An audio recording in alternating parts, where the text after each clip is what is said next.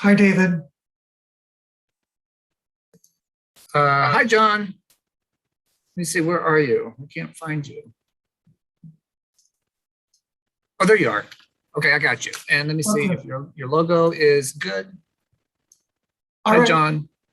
Thanks.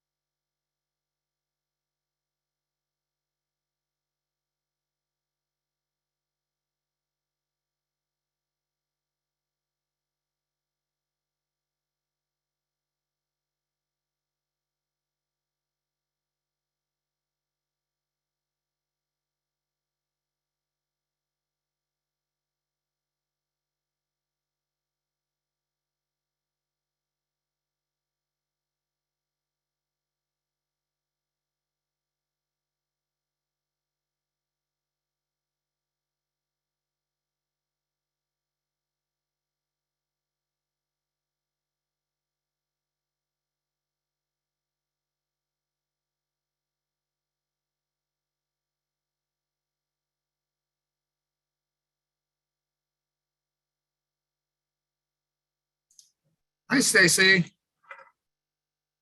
How are you, David? Can you see and Okay. hear me okay? Yeah, I can hear you. I can see you. The only thing missing is your background. Yes, I'm putting it on right now, Okay.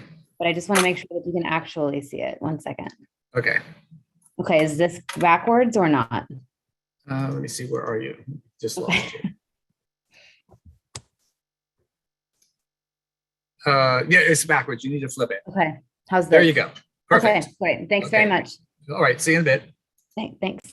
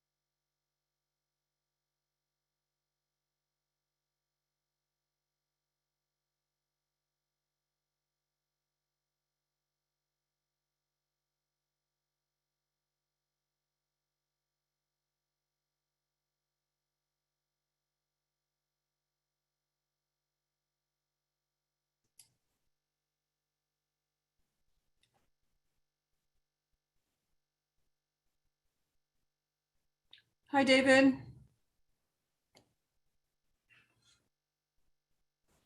Hi, good evening, Chair. And if we can get the other commissioners on screen only. It's 6:31. Our streaming services are all live. Everything is a go on this end. So we are good to go whenever you're ready to call the meeting to order. Thank you, David. With that, I would like to call this regularly scheduled meeting of the West Hollywood Planning Commission to order. It is October 7th, 2021. It is 6:31 p.m. And I will begin with our regular sheet music. In an effort to protect public health and prevent the spread of COVID-19 coronavirus, AB 361 has authorized public meetings to take place via teleconference because state and local officials are recommending measures to promote social distancing. This Planning Commission meeting is being conducted via teleconference on the city's website and is also provided on a wide array of streaming media platforms to offer access to the public to the fullest extent possible. WehoTV staff has confirmed that this Planning Commission meeting is currently streaming successfully on Spectrum Channel 10 and online at weho.org/WehoTV. In addition, and as a courtesy, this meeting is also successfully streaming on the city's YouTube channel at youtube.com/WehoTV and on Roku, Apple TV, Fire TV, and Android TV. WehoTV staff monitor this broadcast on all platforms throughout the meeting and will notify the Planning Commission secretary should broadcast disruptions arise. Please do not interrupt the live meeting by calling or texting the planning commissioners about difficulties viewing the meeting. In addition, you may call in to listen to this meeting by dialing 669-900-6833. The meeting ID is 892-7976-3630, and then press the pound sign. Please understand that internet speeds, device reliability, third-party platform reliability, and individual or personal technical issues are out of the scope of this broadcast. If you are experiencing viewing difficulties while watching this live stream, please reload the page or visit weho.org/WehoTV to access our official live stream and to view a list of other available streaming options and a guide to troubleshoot your connection.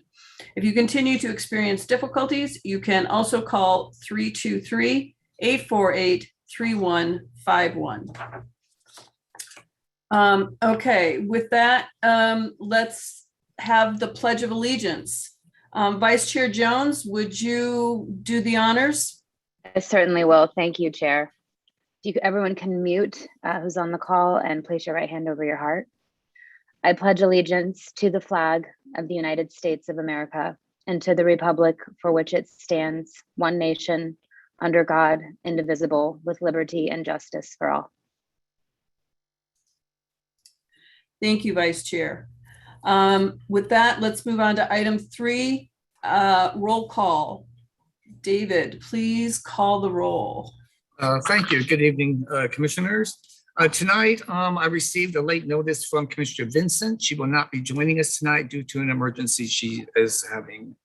So all roll call votes will reflect that. Commissioner Thomas.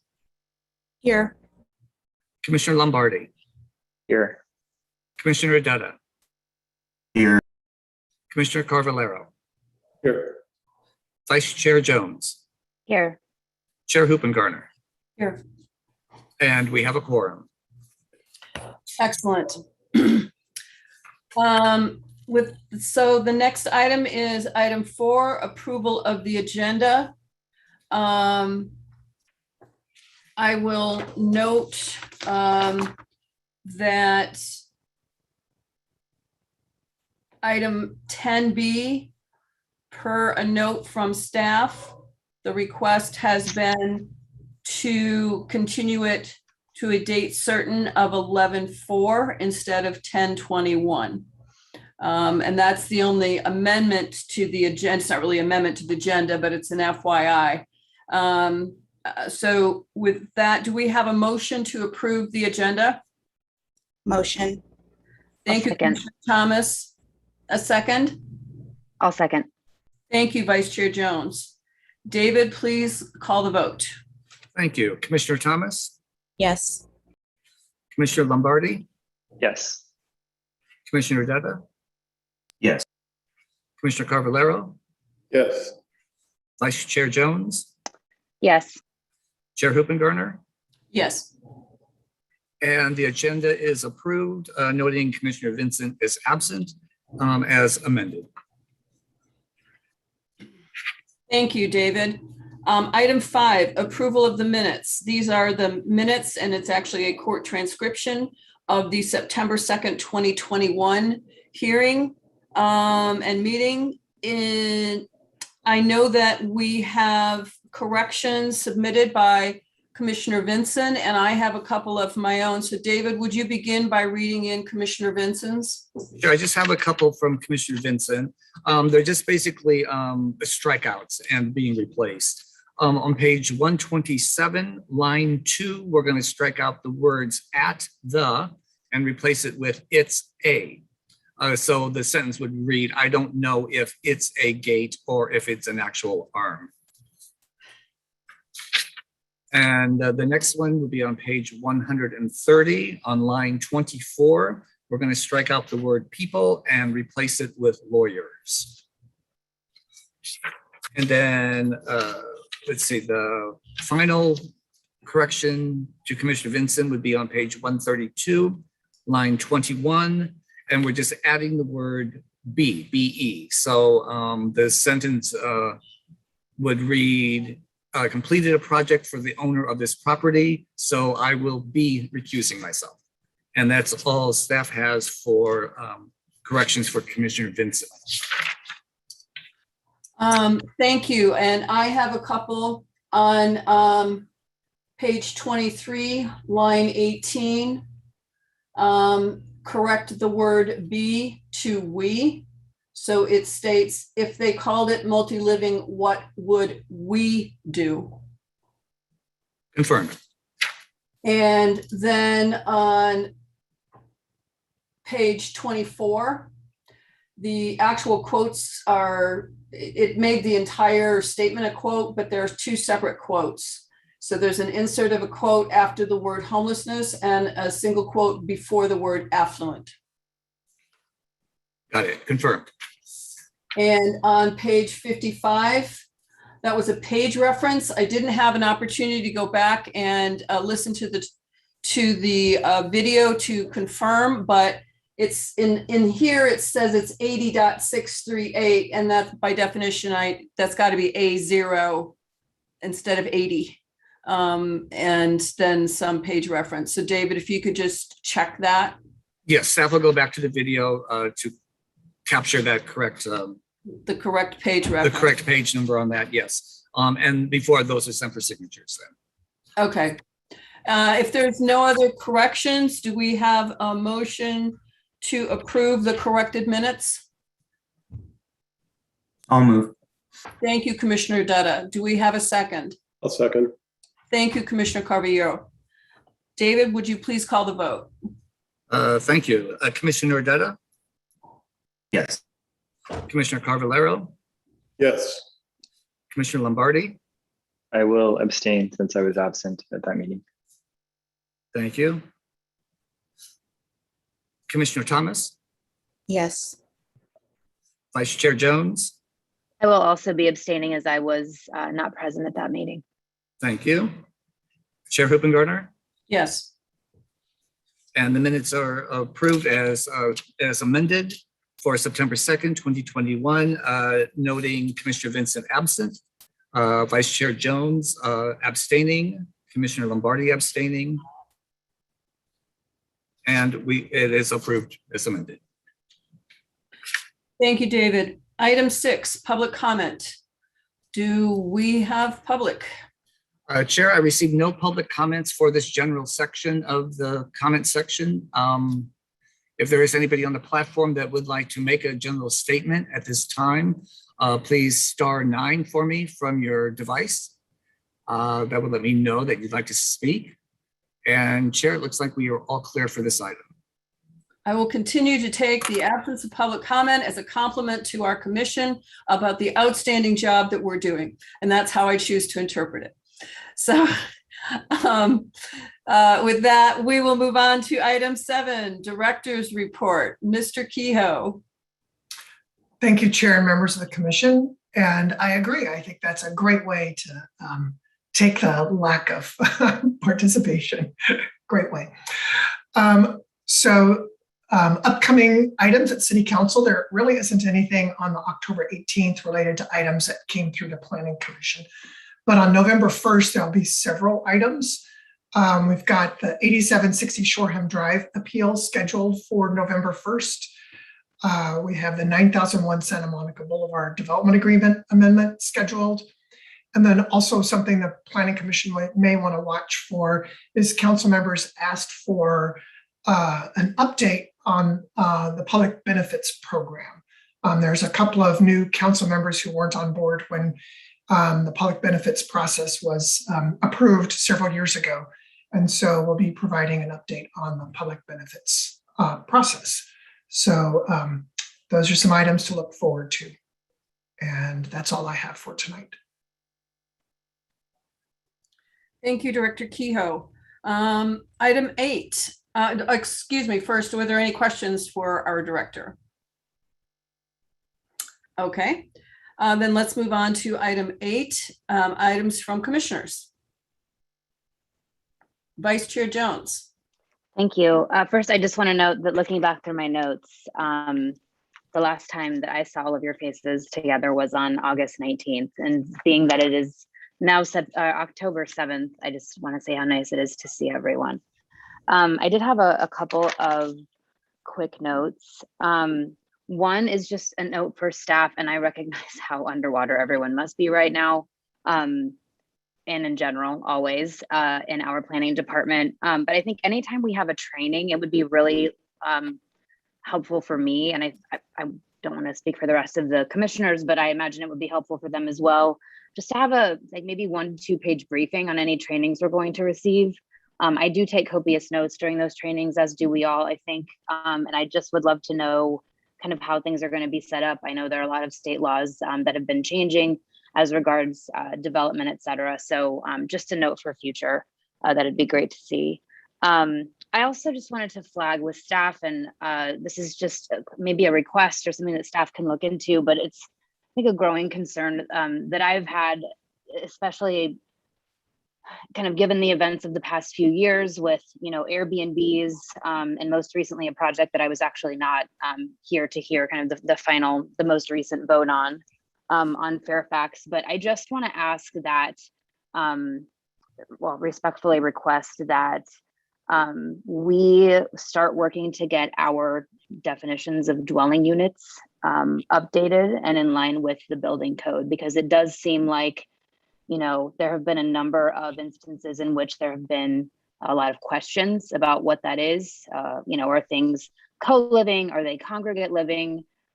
So I think that would just be of service and of benefit to the community and to the city at large. So that's my request. And if anyone has anything else, I'm happy to answer any questions about that, but I did want to surface that. Thank you.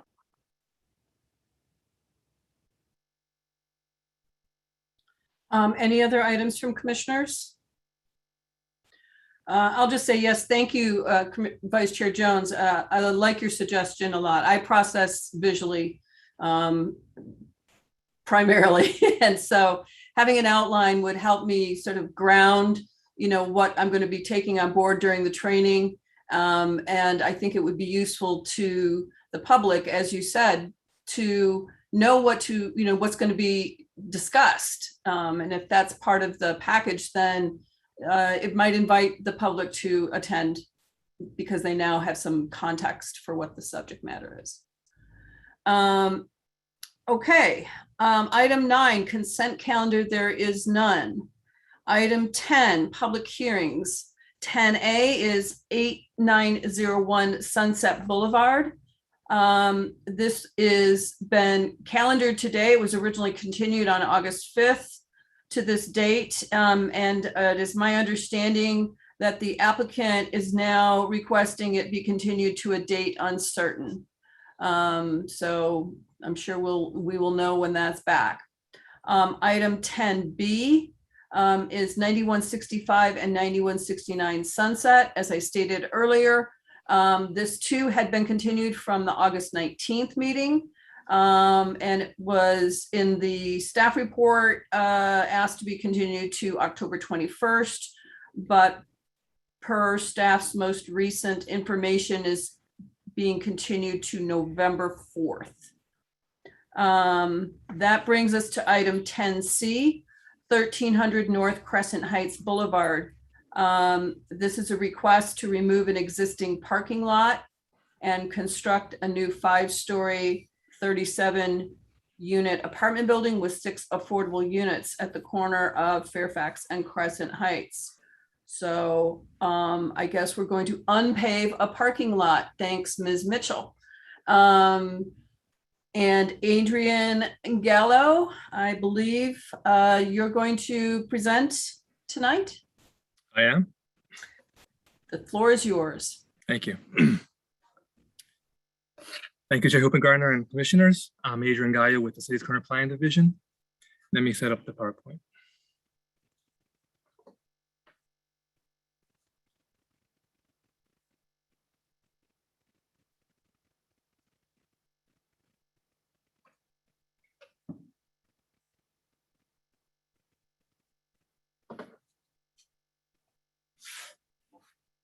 On the screen is an aerial review of the subject property, which is located on the northeast corner of Crescent Heights and Fountain Avenue. The parcel is currently developed with a surface parking lot that provides excess parking for the Iranian American Jewish Center across the street. The area surrounding the subject site contains multifamily residential uses. Further south are commercially zoned properties located on Santa Monica Boulevard with a mix of commercial, office, retail, and entertainment uses.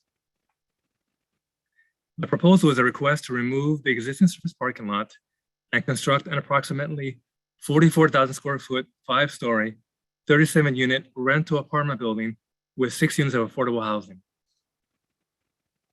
A total of 73 single parking stalls are contained within a subterranean garage of 2 levels, accessed from a 2-way driveway on the north side of the property.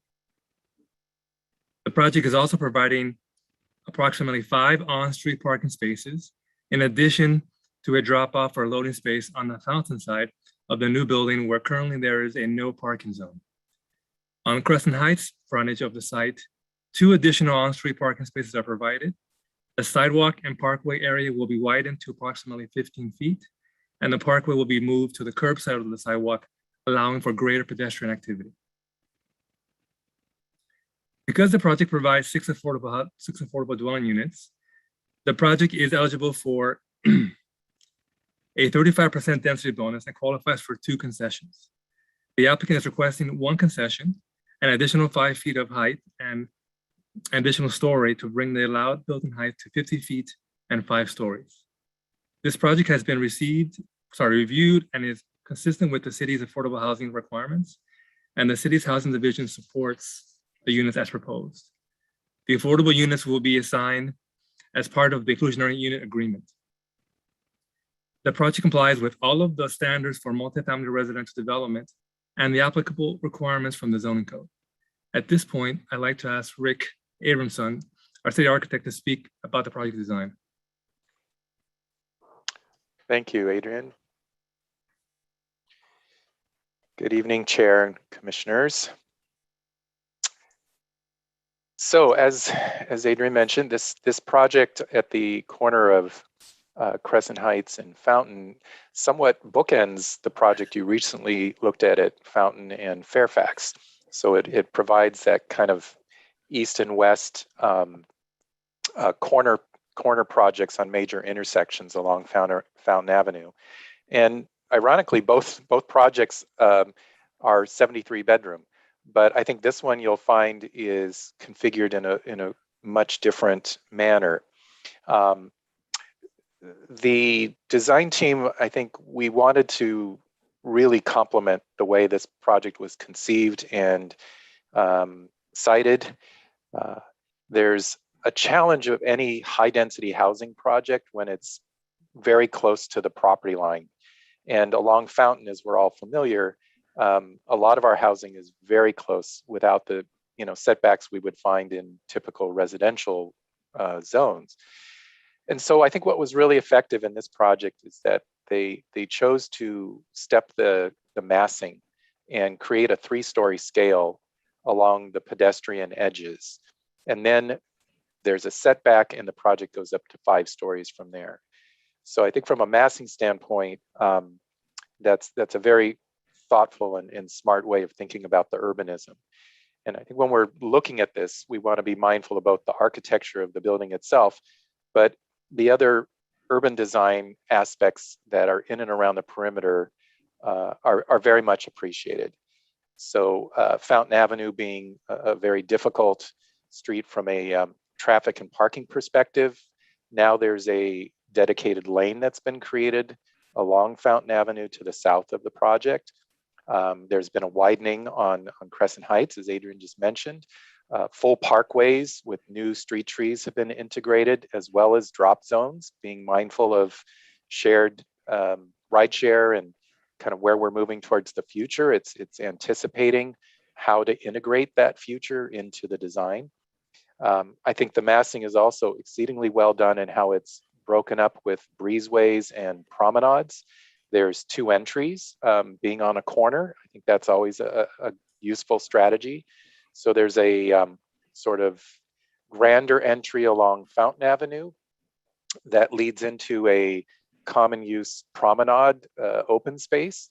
And then there's a smaller entry along Crescent Heights which is where some of the bike rack storage and kind of loading and delivery might come in and out closer to the main driveway.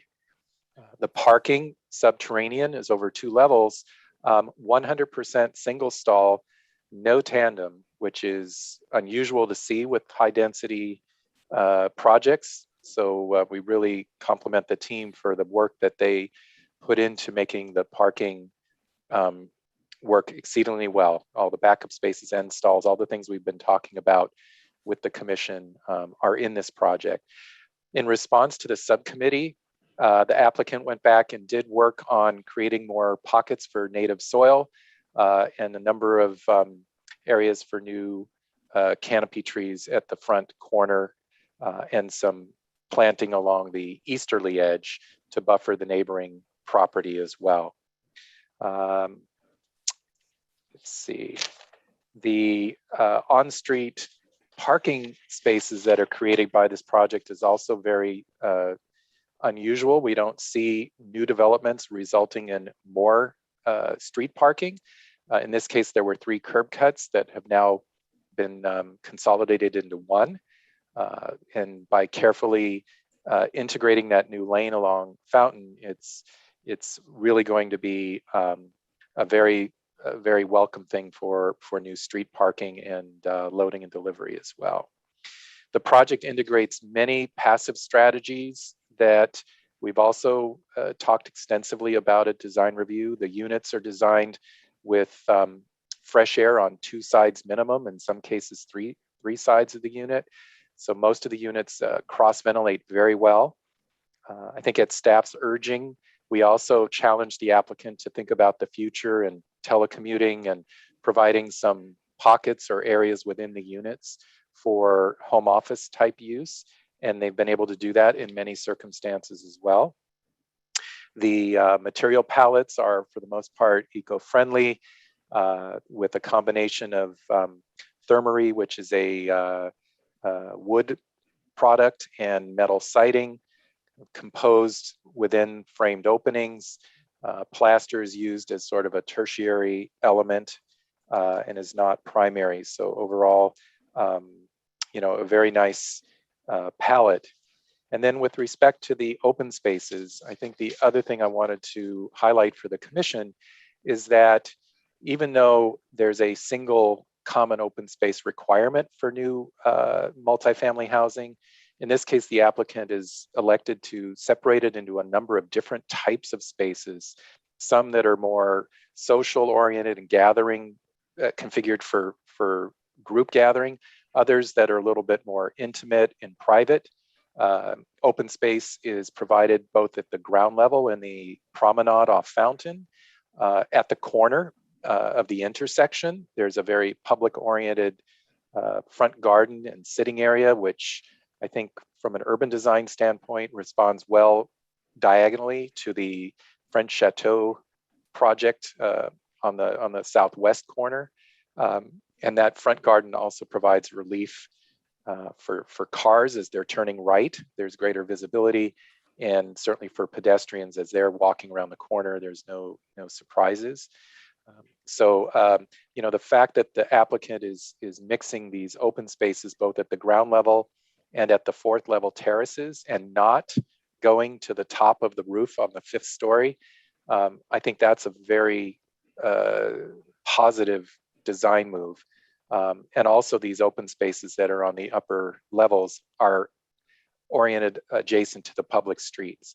So from a sound standpoint, they're nicely buffered from the adjacent properties. So overall, this project is really well thought out. We really appreciate the applicant and the design team's openness to suggestions, both from staff and the design subcommittee.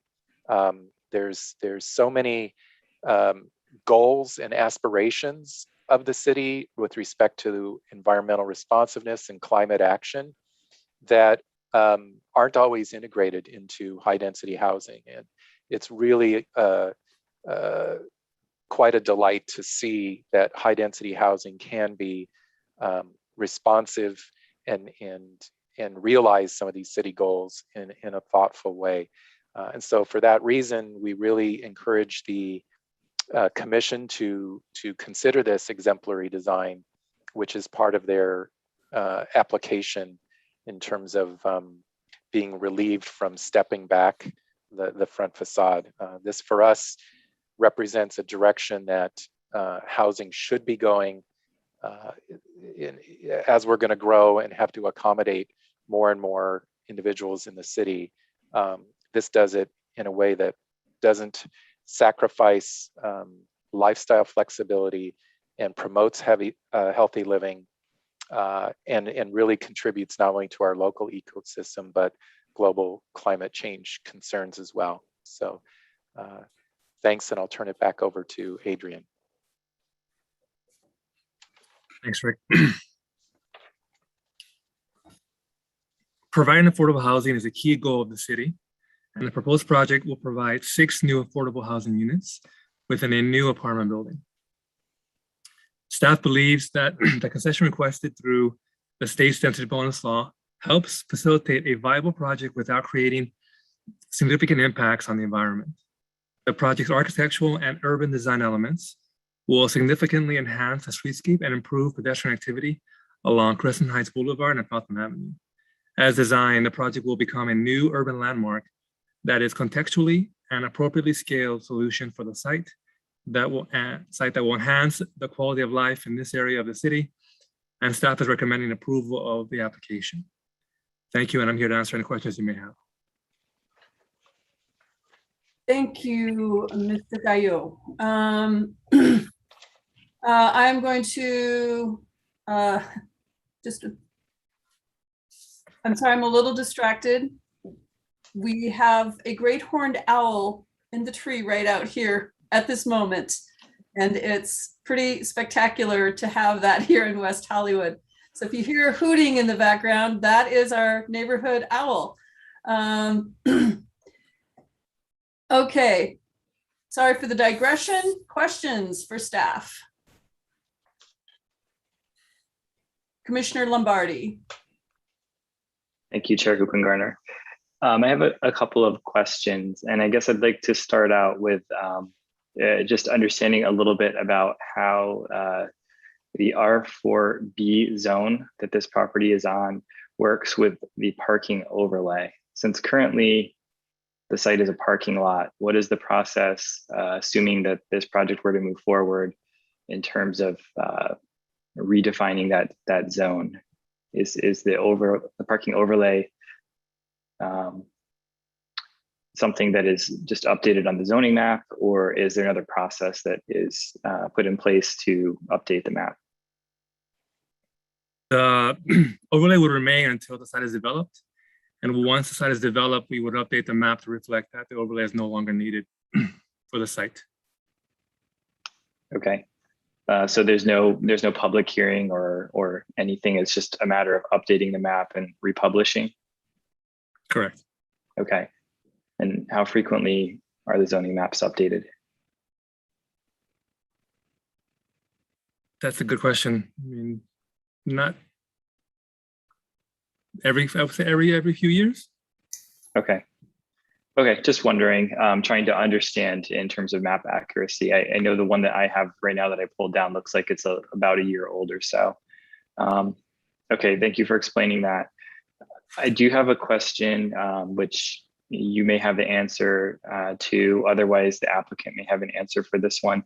I was wondering, since there's currently parking, this is currently acting as a parking lot, how many spots are there at present? There's 54 spots in the parking lot. Okay. And do we know how that will be addressed in terms of the demand of that parking lot and where those cars will be going once the building is in place? So that parking lot provides excess parking for the temple and their needs. Okay. There is a proposal to develop the IAJC site that will remove any church activity on that site. It'll be strictly residential. So the parking lot will no longer be needed when both sites are developed fully. Okay, so there's a potential short-term situation where there will be a parking lot that's no longer available. And if there's a need for overflow parking, then there'd be a reduction in available spots for the property across the street. But in theory, that demand may go away over time. Correct. Okay. And is there a timeline for the redevelopment of the other site? We can ask the applicant, but the project for the IAJC site, the commission will see, I would say early next year. Okay. I also have a question that relates to the amount of permeable surfaces on the site as well. I was looking, and really some of this might go back to the applicant, but just kind of want to understand the city's perspective on this as well. So one thing that I noticed is if you look at sheet A600, it looks like the subterranean parking structures are going right up to the property line on the west side of the building. And I noticed that the municipal code, section 19.20.190 does state under D, non-permeable surfaces, no more than 50% of required ground level common open space areas and of all required setbacks in yards shall have non-permeable surfaces. Forest paving and landscaping shall be considered permeable surfaces. Where subterranean parking garages extend to the property line, an alternate area of size equal to at least 50% of the required yard shall have a permeable surface. So I guess I'm wondering what the city's take is on the situation, in particular along the west side of the building. And I do understand that there is native soil there, but also looking at, was it sheet maybe A32? It looks like that whole area along the west side is being designated as mostly permeable with the exception of the walkways and the entrance drive. But it seems in the section that there's not a lot of soil there. So the planter along Crescent Heights varies between 15 to 42 inches in height. That area will also include, it'll be over the subterranean garage, and then a portion of it will be also within native soil. And where they are unable to meet the 3-foot requirement above the garage, they can meet that in other planters along the side yard, the interior courtyard, and the rear yard of the site. And I also make that requirement as a project under condition 9.12. Okay. Do you feel as drawn right now on these plans that can be accommodated? I guess I feel like there's a few areas that are maybe in question or need clarification in terms of, planter depth to say that they're actually 3 feet. But I'm wondering in terms of the calculation that we're looking at on sheet A032, is there anything that would be different in that scenario based on what you're explaining? They would just need to clarify the soil depth along Crescent Heights that could be verified within the plan check submittal when they go forward to building and safety. At this point, they would be able to meet the requirements. Okay, thank you. That's my last question. Chair, can I clarify something really quick? Sure. I just wanted to jump in about the question regarding the PK overlay. Properties with a PK overlay are still allowed to have the underlying zoning developed on the site. So both are in effect. They can have the parking and they can have whatever is allowed in the underlying zoning.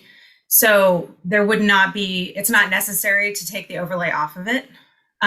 We wouldn't do it necessarily right away, but in a cleanup of the zoning map that happens from time to time when certain things change, we could include it in that, like if there's a general plan update or something like that.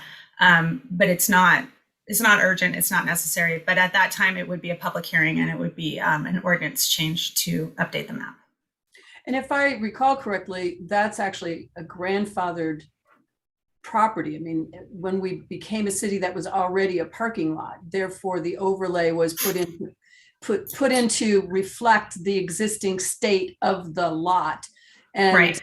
and it, you know, the neighborhood is R4B, but by the way, there's a parking lot here. And so Right. it wasn't an active choice. It is a zoning map reflecting the state of the situation. Exactly right. It wasn't something that we wanted to see there necessarily, but we were saying it's legal to have it there.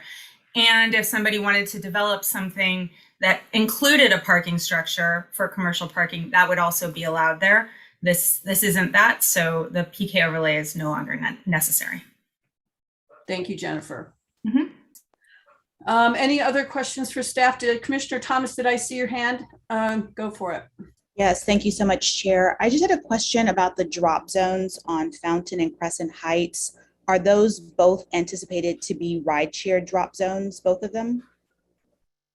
There's only one drop zone along Fountain. The one on Crescent Heights is for trash staging. Okay. And have the city's traffic engineers said that that was a safe location for a rideshare drop zone on Fountain? Yes. Okay. Thank you. That was my only question, Chair. Any other questions at this time? Okay, there being none, I didn't do my usual, here's how this goes. From here, we will have disclosures, followed by the applicant's presentation, which will be 10 minutes, followed by questions from commissioners, then public comment, which will be allowed for 3 minutes for each commenter.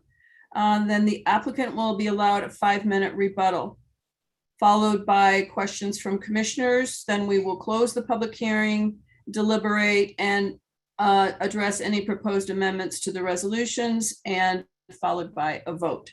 So moving on then, let's step into disclosures. Are there any disclosures on this project? There being none, let's move on to the applicant's presentation. Mr. Tai, welcome. You have 10 minutes. Good evening, Chair Hooper and Gardner and planning commissioners. It's a pleasure to be here tonight and to present this project to you. I was looking back at my records, and we started this project over 6 years ago. So this is quite a night, and I'm thrilled to be here. I do want to thank the staff, planning staff, and in particular Adrian Gallo, for all his insight and patience along the way. The city's urban designer and the city's urban architect, Rick, thank you for that intro. I also want to thank the neighborhood groups for their input, and the design review subcommittee, who also had a lot to say. And we were very, very fortunate to get a lot of help and advice along the way, and we feel like it's made for a better project. So I think this is a case where process, albeit a long process, has made for a much better project. And this project has certainly had many versions and iterations over the years, but I'm really happy and proud to present this to you tonight. So I have a little presentation that I'll share with you.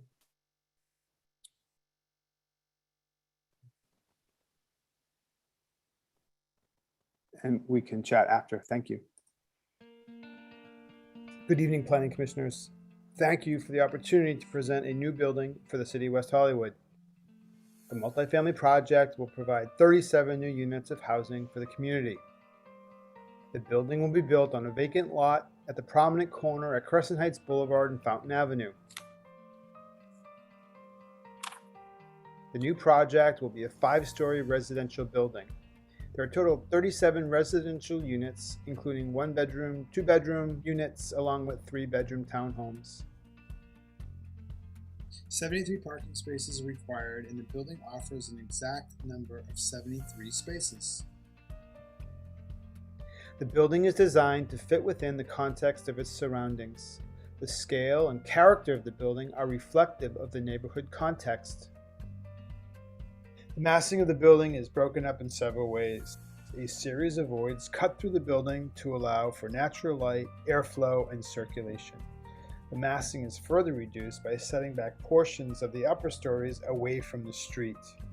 Further differentiation is achieved with the use of various building materials.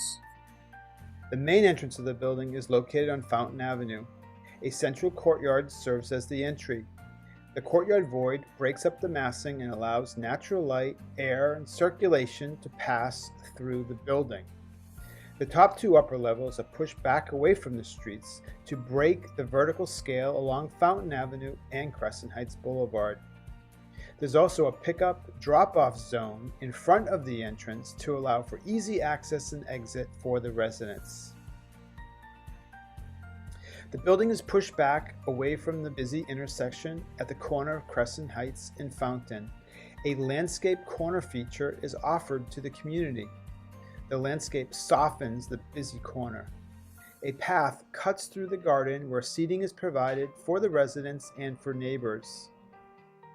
An opportunity for integrated artwork will satisfy the city's Percent for Art program. Possibilities include benches, fences, or mosaics, all integrated into the landscape design. The program diagram shows the program of the building. There are 2 levels of subterranean parking, offering 86 parking spaces. At the ground level, there's ample open green space, including a courtyard that serves as the entry for all the residents.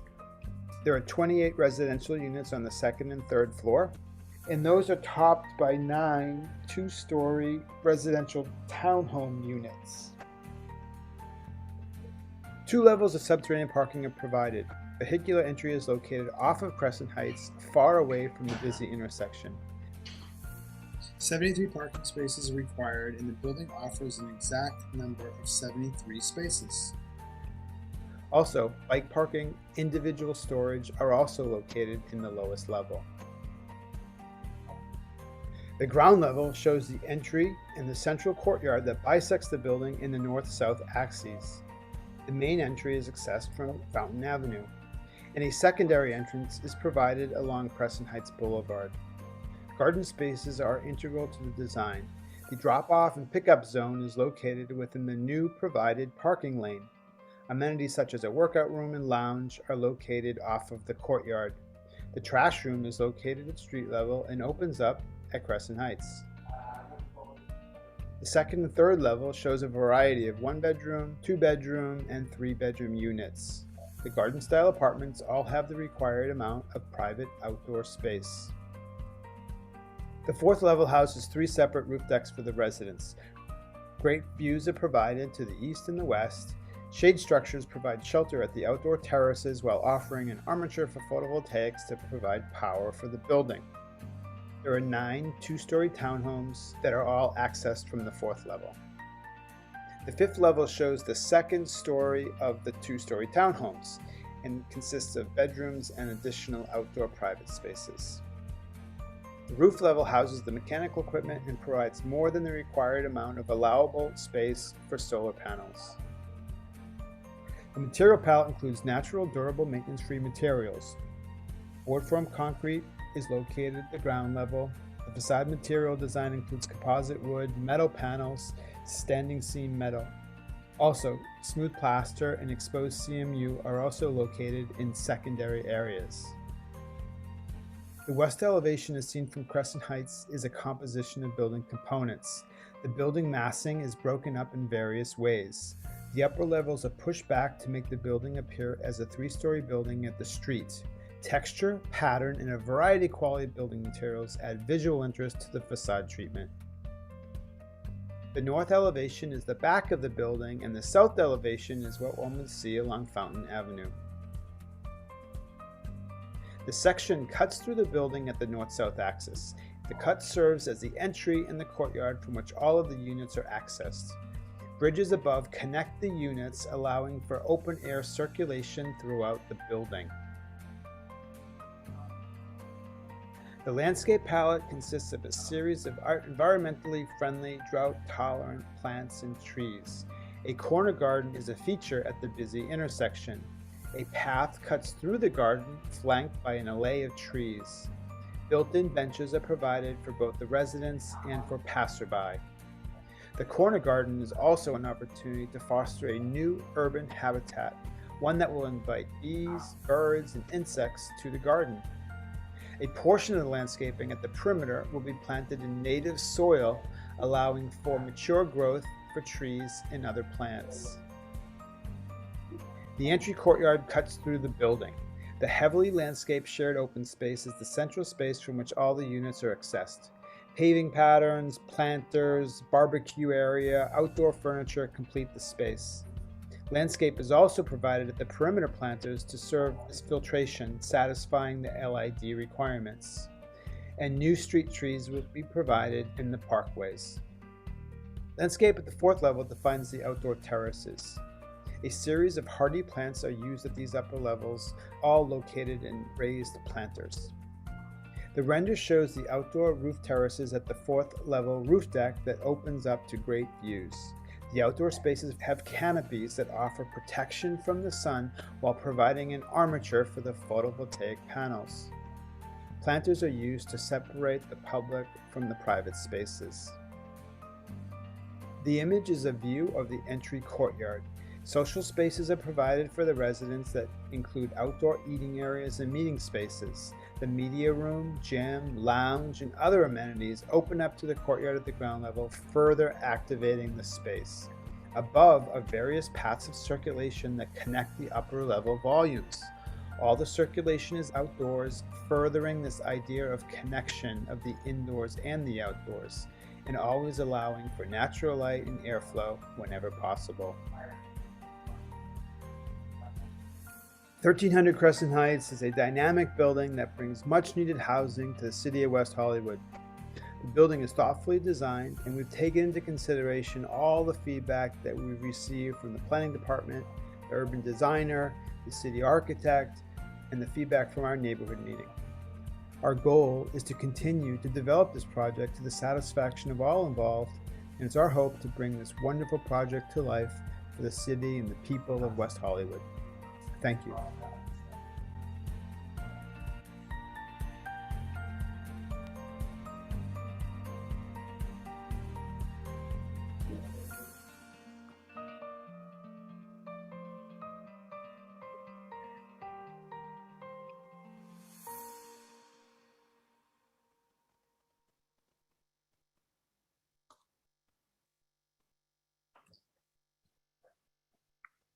That concludes my presentation. I should note that there's one small little error in the video presentation. We have 73 parking spaces. We had 86 and we reduced to 73. So the proper number is 73, but there was in the oral presentation, it noted 86. It should have been 73. Thank you. Thank you, Mr. Tai. Are there questions for the applicant?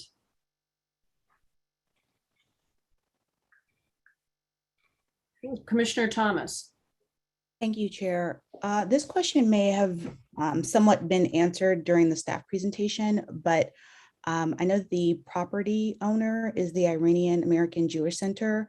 And I was just wondering, is this project officially related to the IAJC Center? Since they're right across the street, it makes sense that they would work together. But I'd like to just understand the relationship a little bit more. Like, is there a programmatic relationship? Will there be residents that are part of the IAJC congregation? And will the rideshare drop zones at the residences be used for events that are held at the center? Well, I could answer that to the best of my knowledge. The building is being developed as residential units. It's open to the entire community, to anyone. It's not just for the people that attend the temple, but I'm sure if they wanted to live in the building, they could. And as mentioned before, the temple itself is also being developed and will no longer be in use in a couple of years. So there really isn't a connection or too much of a connection with the residential building and the temple. And that also goes with the the drop zone. It's really for the residents. It's not for the temple at all. Thank you. If there's no more questions, I am going to just give a quick design review subcommittee report. This was reviewed on April 22nd of this year. And the subcommittee commended the project on its massing, how it steps back, the common open space, the unit mix, the fact that there was no tandem parking. There were some comments about, there was a landlocked bedroom that I think has been fixed, and patio privacy, and comments about the extra parking, which was causing ingress, if you will, into the possible native soil and open space, which has been changed in the new design. I think that was the bulk of our comments, that it was a nice counterpoint to La Fontaine. And the corner parkway park, if you will, parklet, was a nice homage to that as well. And I think that's the bulk of our comments from design review. All right, with that, let's move into public comments. David, do we have public? Thank you, Chair. Actually, we do. I have a couple people that would like to comment. If there is anybody on the platform that would like to comment, please hit *9 for me. That'll let me know you'd like to speak. Our first public speaker will be Lynn Russell. Lynn, go ahead. You can unmute. You'll have 3 minutes to speak. And for the commenters, please give us your name and your city of residence. Hi, good evening. This is Lynn Russell, West Hollywood. Good evening, Chairman Hoopen-Gardner and fellow commissioners. This immediate neighborhood has been highlighted by several outstanding historic buildings, notably La Fontaine, designed by Leland Bryant on the diagonal corner of Crescent Heights and Fountain. There is an opportunity for this building by Patrick Tighe, the architect, to reach a compatible level in contemporary design. A short conversation I had with him explored whether he would be open to a tonal color palette rather than a dramatic choice in color tones, still articulating the effect of two separate buildings viewed from the western Crescent Heights elevation. This would, in essence, I believe, add more subtle, elegant appeal, still with delineation highlighted by the darker contrast where applicable on the walkways. Further, it may lessen the perception of height and massing, and also soften the northern exposure, which is up against another lovely building.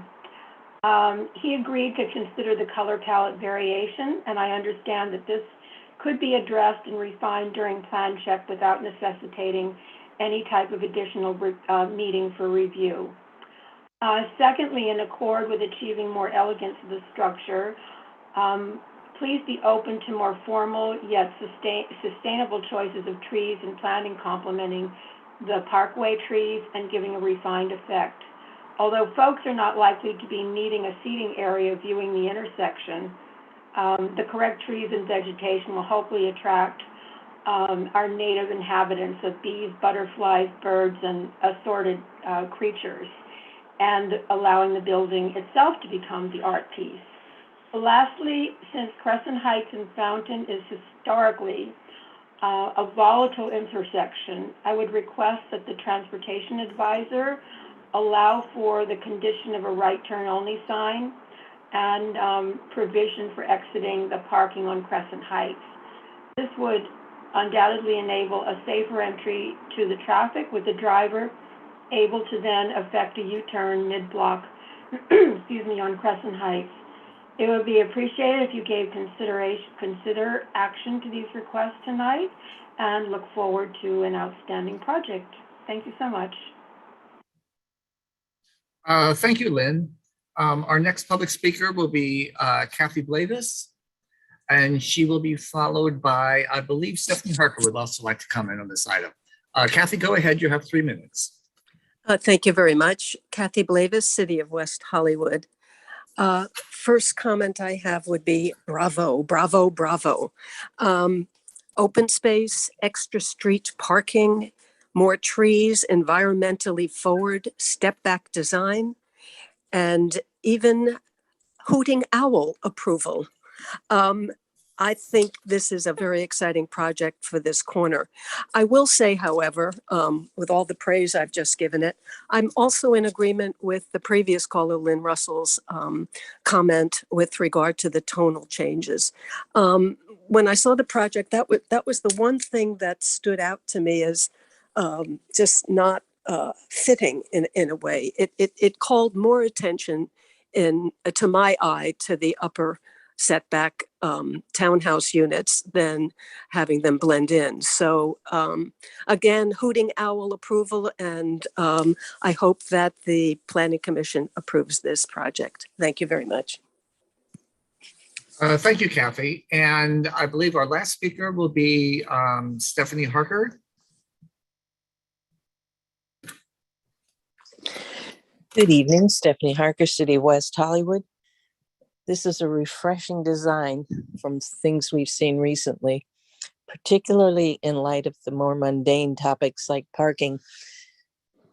I think anytime I've ever taken the time to comment on buildings, it's always, or listen to the comments on new projects, it's always been an issue about not enough parking or where the delivery is going to be. The cutout for both for rideshare, but I would imagine also for maintenance deliveries and mail deliveries, package deliveries, which we all know have gone up exponentially since the pandemic created the need for more things delivered to each household. It's very exciting. And in light of the new climate action plan that the city presented at its last council meeting, hearing about the trees, the native soil, and particularly solar, which I always feel should be the basis for an incentive, is to have solar in every building that we build, at least some solar in every building that is put up within our city limits. I appreciate this so much, as I said, in light of some of the recent projects. This really seems to be checking all the boxes. Thank you very much. Thank you, Stephanie. And Chair, that looks like that will be our last public speaker for this item. Okay, thank you. Mr. Tai, you have 5 minutes for rebuttal. Thank you. You know, I appreciate the comments. I don't think I really need to rebut much. The color was a topic of discussion in the design review subcommittee, and there was a robust discussion on that. I understand the comment.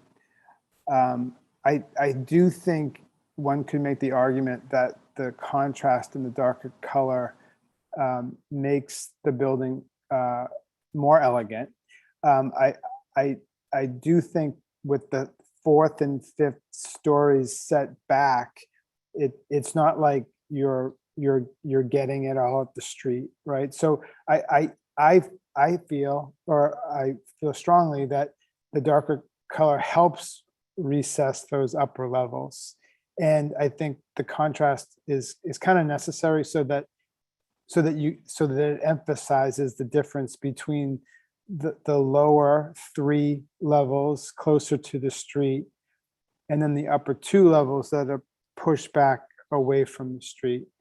Now that comes together on the Crescent Heights elevation, where we bring down some of that material, and we do the opposite, right? So we choose to create a composition of all the materials on that elevation, which we think ties it together. So it's not like a tiered wedding cake, but the building composition is completed on that end of the building.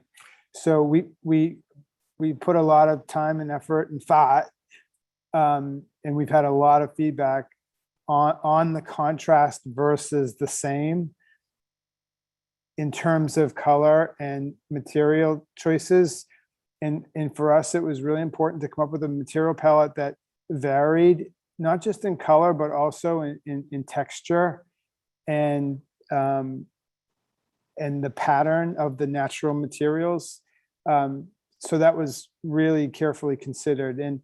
And this version has the contrast, and we think that works quite well.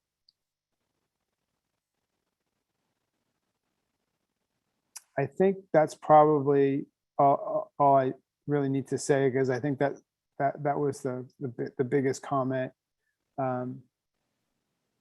Thank you. Thank you. Okay, then let's open this for discussion. Who'd like to go first?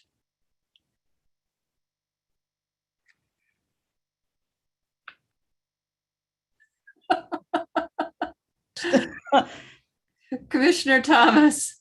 I'll go first, Chair. Thank you so much. Well, first, I want to acknowledge the Design Review Subcommittee on the great work on this project. I love that we're getting 37 units of much needed housing, and I love that so many 3-bedroom units are being built. That'd be really good for families. The easement means more parking along Fountain, and more parking on Fountain is always great.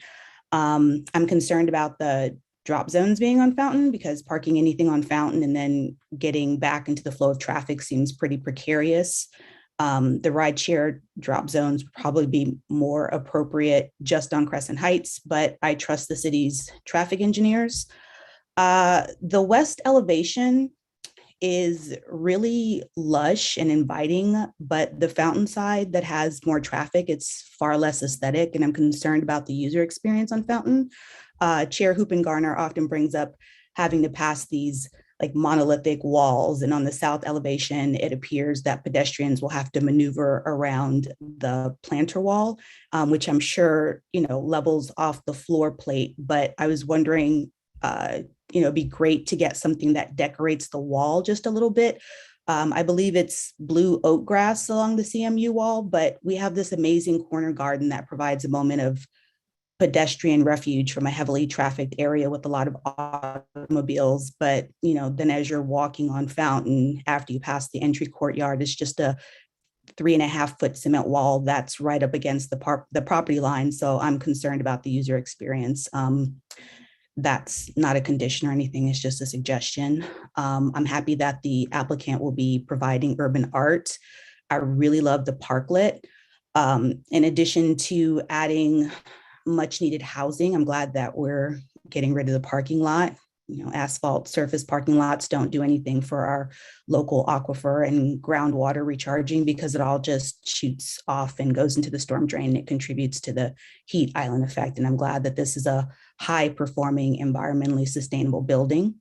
I'm inclined to approve the additional 5 feet of height and 1 additional story concession.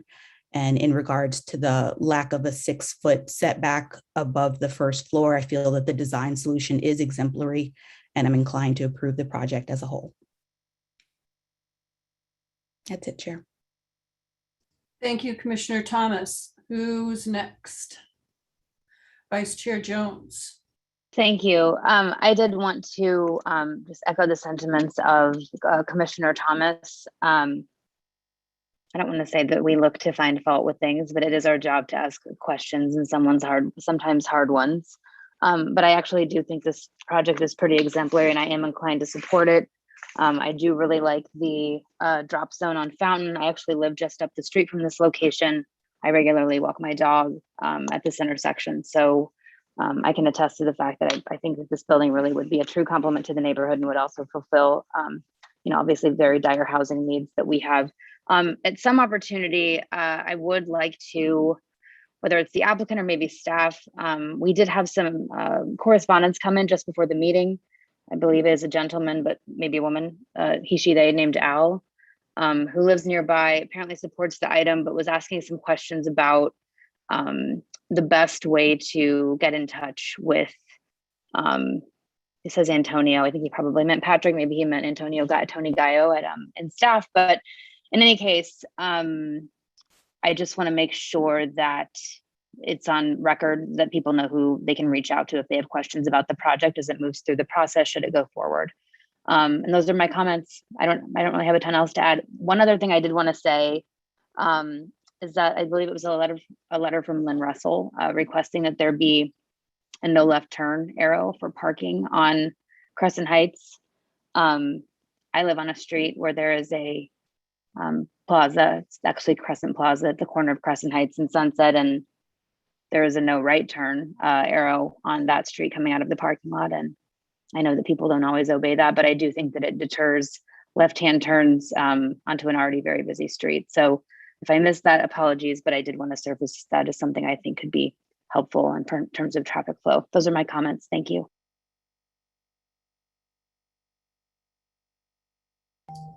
Thank you. Commissioner Dutta? Thanks. I don't have a whole lot to add to what was already said. I think this is a great project, which is quite evident by the responses that we've gotten from the public as well as my fellow commissioners. It'll activate this corner in a way that it just currently is not, clearly with the existing parking lot. One question I had for, and maybe staff can answer, with the new parking lane, are those parking spaces just going to be open to anyone to park without any restrictions, or is that something that hasn't been determined yet? That hasn't been determined yet. Okay. But other than that, I think the requested concession is appropriate. I do like the darker colors for the upper two levels that are set back. I think that it does add an elegance to the project, in my opinion. Other than that, I agree with what everyone else has said, and I think that this will be a great addition to my neighborhood as well, because I live a block away as well. So thank you. Just to be clear, I want to make sure everyone knows, many of us live very close to this, but all of us do live in excess of 500 feet of this location, just for the record, so that we're following the rules. And who's next? Commissioner Lombardi. Thank you, Chair. First of all, I want to say, looking at the project and the overall design, I think that an incredible effort has been made to really make this fit into a potentially challenging site and intersection. So I do want to acknowledge that. And I realized I was probably a little bit hard on some of the questions with the city about impervious coverage as well. And I was just wondering if maybe you could hear really quickly from the applicant. The video looked great, showing the corner garden, and it looked like it was very lush, but I'm just kind of curious to understand a little bit more about exactly how that's set up. The renderings, the walkthrough seem to show it a little bit more than that section slice that I was looking at. So maybe if that's okay, if you could just help clarify the intent there. Sure, no problem.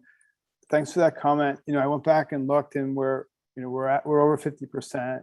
The way the corner works is we had excessive parking last round, and we were asked to only have X amount, 76 spaces. So we were able to pull back the foundation from the corner, allowing for a good chunk of that to be native soil. So we like that, because we wanted to have the whole project started with this idea of a garden for both the residents and the community. And by having the native soil and being able to plant really substantial trees and plants, that was kind of huge.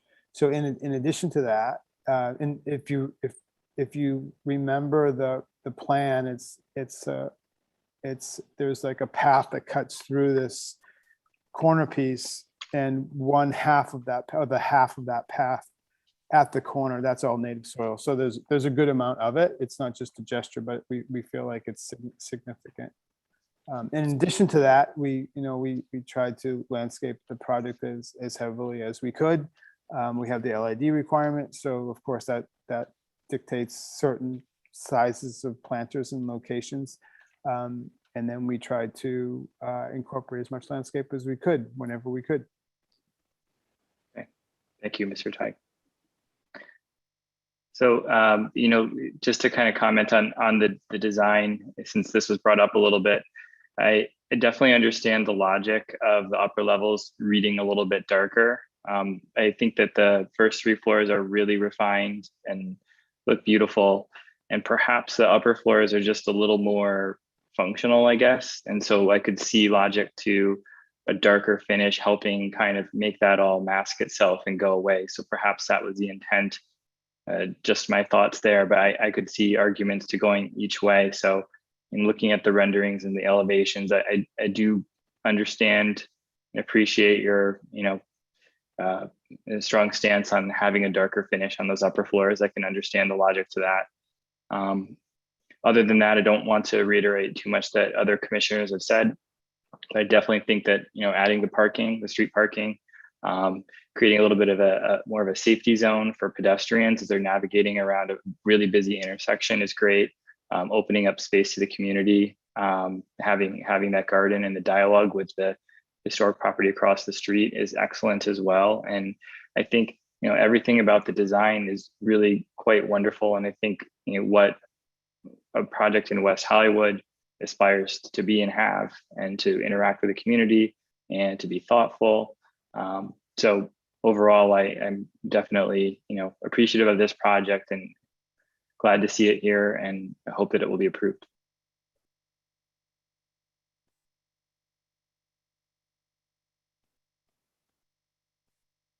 Commissioner Caballero. Thank you, Chair Hoopengarner. I've been excited about this project since it first came through design review. And I don't want to repeat everything that everyone said, but I agree with what everyone has made comment on. And the applicant has responded to all the comments and corrections that we surfaced at design review, and I truly appreciate that. I am also in support of the upper levels being a darker color, the higher contrast. I do believe it's more elegant, and it perfectly reflects what's happening at La Fontaine, which is a tonal building with a very large black hat on top of it, which also helps that roof line recede. So I think in all circumstances, there's a beautiful sort of discussion, or basically conversation between both buildings across from each other. But I really appreciate that. Patrick, I have one question that I noticed in the video, but because we don't have fully detailed landscape plans, does your retaining wall on Fountain Avenue basically merge into a planter in that corner parklet? Because in your video, you take us through the corner park, and it looks like there's raised planters on either side, and then there's a built-in bench. Yeah, so the animation might not be 100% accurate, and it has evolved over time, but that's not flat. So there is a grade differential, and the height of the planter varies slightly from one side of the parklet up to the other. That makes sense. I mean, the only concern, and it's not so much of a concern for me personally, but I know it has been a concern for the community. And recently there was a project proposed where people were very concerned about homeless people hiding in the area, or hiding in this little project that has been under discussion for a while. So that moment popped out at me, and it didn't pop out at me when we looked at it in design review, but today, just because there's been conversation, I'm sure Rick has had this discussion with you, and I'm just wondering if there was any further discussions from your part as to how to address that. Well, in all honesty, we didn't actually update the animation. Got it. We added that corner piece to be all native soil, in which case we don't really need raised planters on the front portion of it facing the corner. Yeah. We would need raised planters as you go back from the corner. Yeah. But the animation still does show the raised planters that we originally had when there was parking underneath it. Got it. Okay, great. And I do truly appreciate the setback that you're now creating on Fountain, because as you walk around Fountain right now, you're right up against the traffic. So having that parking lane and then the sidewalk is going to be great for everyone that walks in this neighborhood. I'm in full support of this project, and so, happy to make a motion to approve this project as presented in the staff report. Thank you, Commissioner Carvalho. I think everybody has said a lot of what I had to say. I do want to, it wouldn't be me if I didn't have a conversation about the landscaping. So I'm going to take my prerogative and use it. Number one, the use of ginkgos. I love ginkgos. I've often not said it, but wished that certain projects had introduced ginkgos. And it's a very elegant tree that introduces wonderful color in the fall. It is a slow growing tree, so I appreciate that you're putting in 60-inch boxes. But my bigger question is about the fact that we're not really looking at much that's going to be truly useful to the fauna of our city. There's only one blooming plant in this palette, and that one blooming plant is very nectar free, and it is not something that will be useful to the hummingbirds and to the butterflies, etc. I appreciate why a lot of these species have been selected. They're pretty sturdy and will tolerate a lot. But given all of this wonderful open space that you do have, I would encourage a revisit to this palette to introduce a little bit more diversity, and importantly, introduce food sources for the birds and the bees and the butterflies, as well as, nesting habitats, etc. I'm not a big fan of the magnolias on the street trees. I know that's going to be driven by the city because again, doesn't bring a lot in terms of it's some nesting space, but not much. The bamboo I actually have in my own garden. It's a wonderful bamboo. It's not called out in your chart as the old hamai. I think it's important that you make sure that that is what the species is. And I see that you're calling for a 60-inch box on that. I don't know that you're going to need that. It's fast growing stuff. But at the same time, those magnolias are only 15 gallons. That's a small tree. And if we're talking about introducing, wonderful street trees, I would hope that we could go with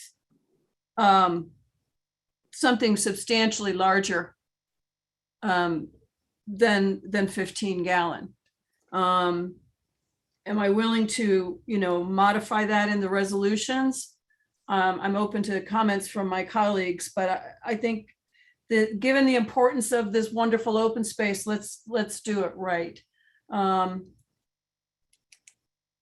If that's a motion, Commissioner Caballero, I would second the motion if you are willing to accept a friendly amendment to address the right turn only on the exit on Crescent Heights. Absolutely. That makes sense completely. Okay. Yep. And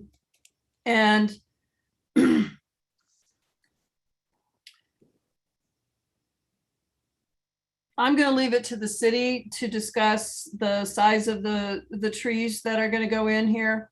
And I will leave it to staff to address the landscaping. It's wonderful to have this much open space and native soil. There's so many remarkable things about this project. I just want to quote our own staff report. This project clearly demonstrates that the goals and aspirations of the city are not in conflict with private development goals, and that through creative design thinking, residential living can become more dense without sacrificing lifestyle flexibility and healthy living, and at the same time address larger environmental goals related to our local ecosystem and global climate change concerns. I think that says it all. This is a remarkably refined project. I appreciate the applicant working, listening to what we said at design review and working closely with staff to really pull back the parking in this building and give an additional open space. The amount of airflow in these units is just wonderful. I think the residents are going to truly appreciate it. The additional, I mean, there's no tandem parking. I'm shocked. I'm just shocked. There's more street parking. We're getting more trees than we're cutting down. All of these things never happen in our projects. And I am very, very pleased to see them. I'm hoping to see more of this type of development throughout our city. And with that, if there's no further discussion, we have a motion on the floor. Jennifer, do you have words and an addition to the resolution? Was it just the right turn only condition that you wanted to add? Okay, so we could add a condition. I don't have a number. Don't have that open. But the language would say, it would go at the end of the transportation section of the conditions. The language would say, prior to certificate of occupancy, the applicant shall install signage indicating a right turn only from the project driveway onto Crescent Heights. It's 12.7. Thank you. I knew somebody would get that by the time I was done reading. I always make notes because if I'm going to sign this thing when it comes to me, I want to make sure that the resolution reflects what we all voted on. So I always, then I compare it to the original. Okay, we have a motion and a second on the floor. Mr. Secretary, would you please call the vote? Thank you, Chair. Commissioner Carvalero, Yes. Commissioner Dutta, Yes. Commissioner Lombardi, Yes. Commissioner Thomas, Yes. Vice Chair Jones, Yes. Chair Huppengarner, Yes. and the motion carries as amended, noting Commissioner Vincent absent. And we do have a quick appeal process here. One moment. The resolution the Planning Commission just approved memorializes the Commission's final action on this matter. This action is subject to appeal to the City Council. Appeals must be submitted within 10 calendar days from this date to the City Clerk's office. Appeals must be in writing and accompanied by the required fees. The City Clerk's office can provide appeal forms and information about waiver of fees.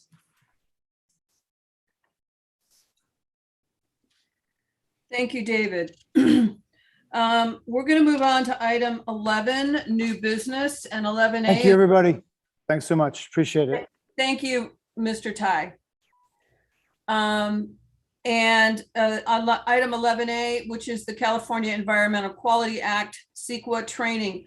However, before we do that, I'm going to suggest that we take a brief intermission. It is 7:56. Let's reconvene at 8:05. And with that, I'll see you all in 10 minutes.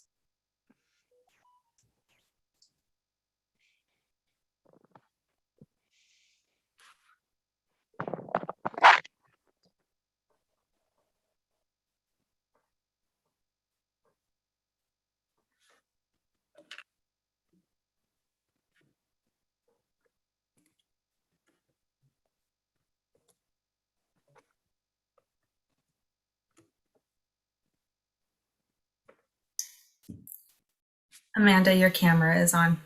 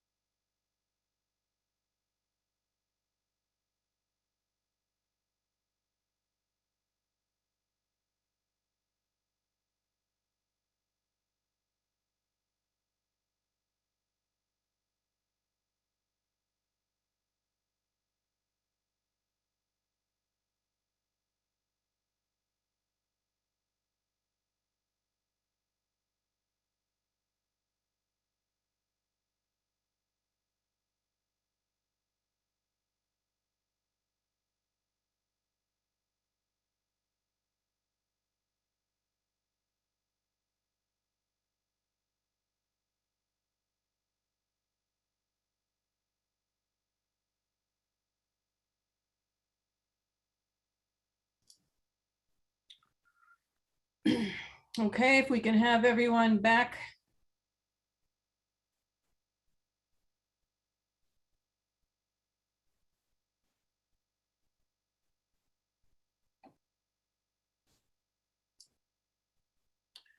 Who are we missing? Vice Chair Jones.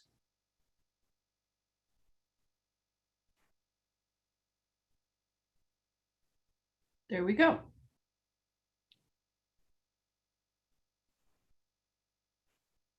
We've got everybody. Great. Then I will call this regularly scheduled meeting of the West Hollywood Plan Commission back to order, and we will resume with item 11A. CEQA training. Who is it that has the great privilege and honor of training us this fine evening? Good evening, Chair Garner and Commissioners. My name is Amanda Doms. I'm with Best Best and Krieger, the City Attorney's Office, and I specialize in CEQA related matters. And so I'm happy to be providing an introduction to CEQA or a refresher for some of you as well. Welcome to our fine commission. We look forward to your education. So let me see if I can pull this up.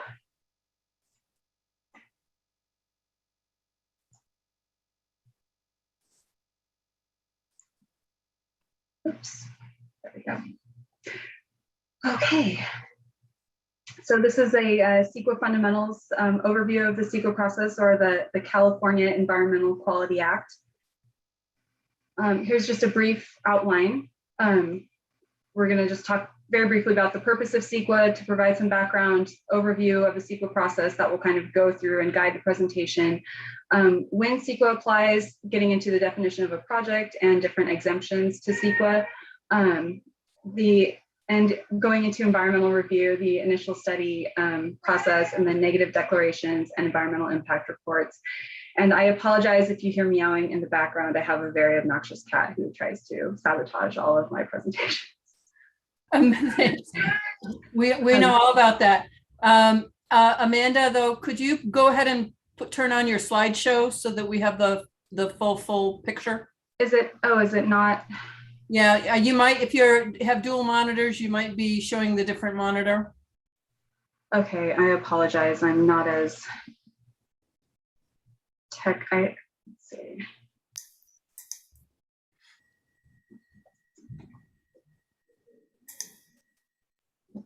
Amanda, if you click on, from the beginning, that should. Okay, I think that's what I did. Is it not showing? I do have dual monitors. Yeah, so what happens when you have dual monitors, because I've been down this path, is that it shows the slideshow version on monitor A. You've got the original PowerPoint on monitor B. What you have to do in Zoom is say which monitor you want to show. There you go. Okay. Is it showing up now, or did I? Yeah, except for you've got your next slide. This is your actual management view. It's not the public view. Okay, I apologize for the technical difficulties. Let me start this over. Yay, there you go. Okay, I just got rid of the second monitor. Make it easier. Okay. So here's our outline. So getting into the basic purposes of CEQA. The first one is to inform government decision makers and the public about potential significant environmental impacts of proposed activities. So CEQA is primarily a disclosure statute to inform the decision makers as they're making their decisions, your decisions, and the public of the impacts of a project. It's not meant to stop projects or anything like that, but it is to disclose impacts of projects. And another one of the main purposes is to identify ways that impacts can be avoided or reduced. So you have a project that has potentially significant impacts. That's when you would look at mitigation measures to either avoid those impacts or to reduce them. Similarly, preventing avoidable damage by requiring analysis of feasible alternatives and mitigation. So we'll get into alternatives a little bit later. Different options to the project that may reduce some of the significant impacts that the project would have. And then again, going back to disclosure, why a project is approved, notwithstanding its unavoidable significant environmental impacts. So when that happens, when there are impacts that cannot be reduced, you do have to provide a statement of overriding considerations, and that informs the public the reasons why this project is getting approved, even though there could be significant impacts on the environment. Okay, so this slide sets forth the basic rules with CEQA. So CEQA is in the Public Resources Code, and the sections are there, and also in the state CEQA guidelines, which implement the statute. The last significant update to the guidelines was at the end of December 2018. So there's usually a couple changes here and there, but this was a pretty significant overhaul of a couple of sections. And then the case law, where judges apply the statute and the guidelines to actual projects. So that helps interpret CEQA and the guidelines. So this is kind of a condensed outline of the CEQA process that we'll go through. The first thing, the trigger for CEQA is a public agency is going to take an action. If a public agency is going to take an action, then the agency decides whether that action is actually a project as defined by CEQA. And if it is a project, then the agency will look at, well, you know, is this exempt from CEQA? If it's not, then you go through actually analyzing impacts, usually through an initial study. And we'll talk about that a little bit more, but basically it's the Appendix G checklist in the CEQA guidelines that looks at different threshold categories and impact categories. And then based on that initial study, the agency would determine what type of environmental document to prepare. So we'll talk about these again a little bit later. A negative declaration where there's no significant impacts, a mitigated negative declaration where those impacts can be reduced to less than significant through different mitigation measures, or an environmental impact report if there are potentially significant impacts, including those that cannot be reduced to less than significant. Okay, and then once we decide what environmental document we're doing, we actually go prepare the environmental document. That's usually done by consultants. That document is then released to the public for public review and comment. Once it goes out for public review, you'll get comments back from different agencies, state agencies, local agencies, and the public. Staff will work to respond to those comments so that decision makers can consider everything when they make their decision and decide whether they're going to approve or disapprove the project. So after the project is approved, there's a statute of limitations as to when a CEQA lawsuit could be filed if anyone has been attending the public hearings and challenging or speaking in opposition to the project. That would be 30 days if you have an MND or an EIR, or 35 if you have a project that is exempt. And then the last point is an agency may be sued for violating CEQA. Of course, we'll look at was the analysis not supported by substantial evidence, or were any of the procedural requirements of CEQA violated in the decision-making process. So if the notice wasn't released for a long enough period of time, that would be a procedural requirement. Okay. So first we'll get into the public agency action. So CEQA does not apply to purely private activities. So if a homeowner is cutting down a tree in their backyard or tearing out historic wood paneling in the back office of a building, those are purely private activities, and CEQA would not apply. That's not the city taking an action in those instances. That's a purely private activity. It does apply to public activities. And so that would be issuing a permit, approving a zone change, even entering into a contract, or, if you're going to build a structure within the city. Some of those, like maybe entering into a contract, it doesn't seem like there could be impacts there. So then that would be the next step, because it still is a discretionary city action. The city would look at, is that action actually a project? So there is a 3-part test to determine whether an action is a project. First, it has to be discretionary. So a ministerial action such as issuing building permits, that would not be subject to CEQA by a public agency. So we talked about that. And with the potential to result in direct or reasonably foreseeable indirect physical change in the environment. So that's generally the test as to whether or not this is a project. If it is a project, the next question is this project exempt? So there's 3 types of exemptions in CEQA. Statutory exemptions, these are listed in the order of, I wouldn't say best to worst, but probably most defensible to least defensible. Your statutory exemptions, they're absolute, they're located in statute. If a project falls within one of these exemptions, it is absolutely exempt from CEQA. Then you have your categorical exemptions. There are 33 classes of categorical exemptions, and these are subject to limitations or exceptions. So if you have a categorical exemption, you say, yes, this fits within the class 1 categorical exemption. It's an existing facility. But then you have to ask, are there unusual circumstances involved here? Is this on a hazardous waste site? Are there any exceptions to the use of that exemption that would apply? Finally, you have your common sense exception, which sometimes is called the catch-all exemption. And this really is very similar to your definition of a project. And whether there would be, you have to show that there's no way there's going to be any physical impacts on the environment, any significant impacts on the environment.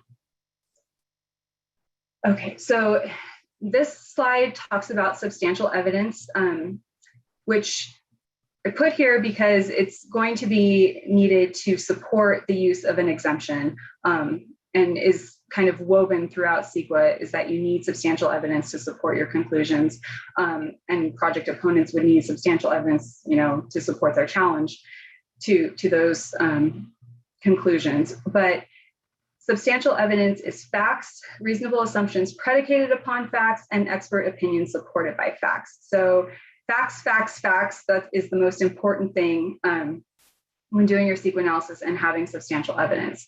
It's not argument, speculation, just unsubstantiated opinion or narrative, or you could provide erroneous or inaccurate evidence. That is not substantial evidence. This last one, social or economic impacts unrelated to physical impacts on the environment.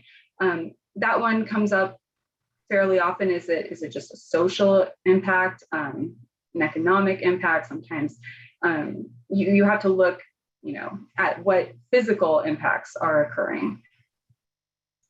Okay, so here are a couple of exemptions of examples of statutory exemptions, such as emergency repairs or restriping streets and highways.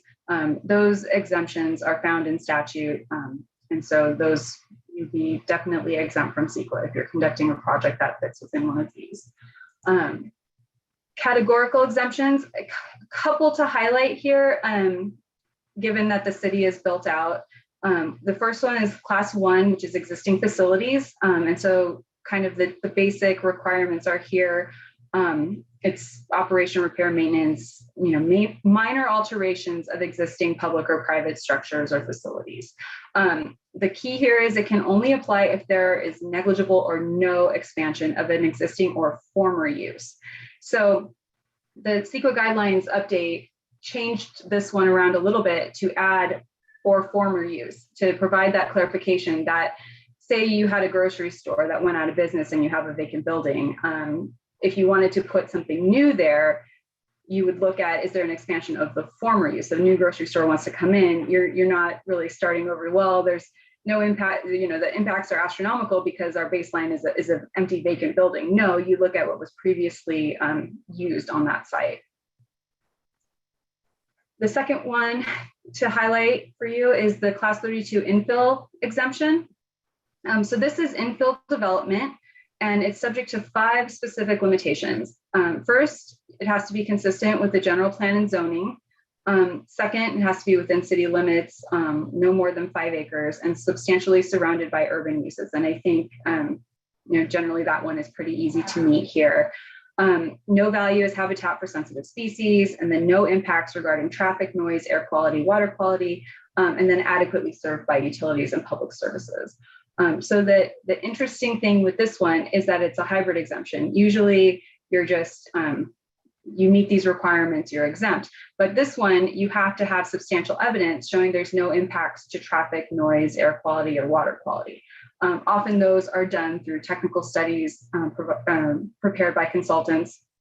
And then when making this exemption, the lead agency or the city would have to make findings as to why this exemption applies, why there's no exceptions to this exemption, and why there's substantial evidence, showing there's no impacts in these categories. Lastly, here's the common sense or catch-all exemption pretty much spelled out, where it can be seen with certainty that there is no possibility that the activity in question may have a significant effect on the environment, which is very close to your definition of a project. So if it's like, oh, this technically is a project, but there's no way it's going to have an impact on the environment, this exemption is used. I will note that oftentimes a project may be subject to more than one exemption. And so in that instance, it's definitely appropriate to layer your exemptions, use more than one, make the findings for more than one. And that way, in the event of a challenge, it's a higher likelihood that one of those exemptions is definitely going to apply. So you can have a project that's subject to more than one exemption. In making an exemption finding, you want to document your substantial evidence in the record. That could be in several different ways, or all of these ways. One, in the staff report as you're considering the project. Two, in your findings in your resolution, you can explain why the exemption applies and none of the exceptions do, if that's applicable. And also in your notice of exemption. So after an exemption finding is made on a project, you would file a notice of exemption, and that could also document the reasons why the exemption applies. So if a project is not exempt, then we move on to analyzing the environmental impacts. So typically the initial study would be what would be done next. So that generally, like I said before, is Appendix G of the state CEQA guidelines. It's an environmental checklist that lists all the resource areas. There's some listed here that need to be analyzed, and goes through a series of threshold questions to be considered. The purpose of an initial study is to determine what type of environmental document is required. So you're looking to see, are there any potentially significant impacts that need to be addressed? So if all impacts are less than significant, you could prepare a negative declaration. If they can be mitigated to less than significant, then a negative declaration would be appropriate. Or if there's a fair argument that the project may result in a significant impact, that would be the time that an EIR would need to be prepared.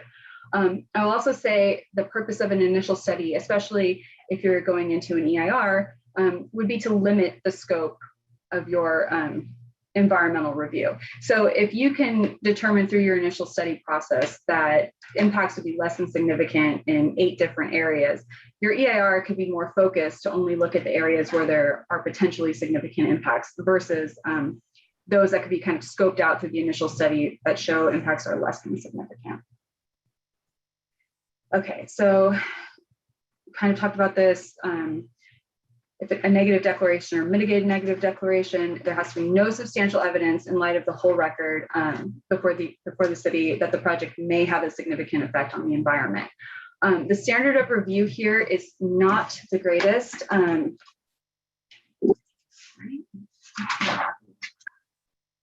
apologize. Start. I'm sorry here. Okay. The standard of review here is the fair argument test. And that basically is if an opponent can make a fair argument that's supported by substantial evidence that there may be a significant impact here, that MND or negative declaration is likely going to be overturned. It kind of flips what would happen with an EIR, where the evidence of the city is held in higher esteem. Here, the evidence of the project opponent is taken in higher esteem. And as long as they can make a fair argument, then your MND has a chance of being overturned, and an EIR would have to be prepared in that instance. But if there's no fair argument of potentially significant impact, then a negative declaration or mitigated negative declaration is definitely appropriate.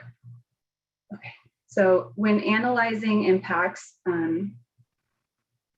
CEQA requires mitigation of impacts. So mitigation measures have to be feasible, so they have to be actually be able to be achieved and enforceable. So there should be some performance standards put in place in the mitigation measures that enable them to be enforced. And that includes, also eliminating some more wishy-washy language in some mitigation measures, may, could, if feasible. If something that you can't really enforce doesn't make the mitigation measure totally enforceable and could be subject to challenge. Okay. So again, this goes through the fair argument standard. There can be no fair argument that the project might have a significant impact on the environment. If there is a fair argument to be made, an EIR must be prepared. So again, this is just kind of hammering it home because this is kind of the key distinction as to what kind of environmental document is going to be done. EIRs are generally a lot longer, more detailed analysis. So if there is a fair argument, that stricter, higher level of review is going to be required. So this shows the process for an EIR. So first you'd prepare the initial study. So prepare the initial study. That would be released, distributed for 30 days through a notice of preparation. So the public and other agencies can comment on that to discuss what they would like to see analyzed in the EIR.